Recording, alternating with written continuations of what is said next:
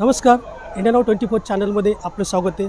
आपण पोहोचलो आहोत आज श्री क्षेत्र आळंदी या ठिकाणी। आपण माझ्या पाठीमागच्या साईडला बघत असाल या ठिकाणी गीता भक्ती अमृत महोत्सव साजरा होतोय आणि या ठिकाणी ते निमित्त आहे श्री राम मंदिराचे कोषाध्यक्ष श्री गोविंददेव गिरीजी महाराज आणि त्यांच्या 75व्या वाढदिवसानिमित्ताने हा कार्यक्रम श्री क्षेत्र आळंदी देवाची या ठिकाणी साजरा होते। काही क्षणांमध्येच आपण त्यांना भेटणार आहोत। मला सांगा की आळंदीच हे का निवडले?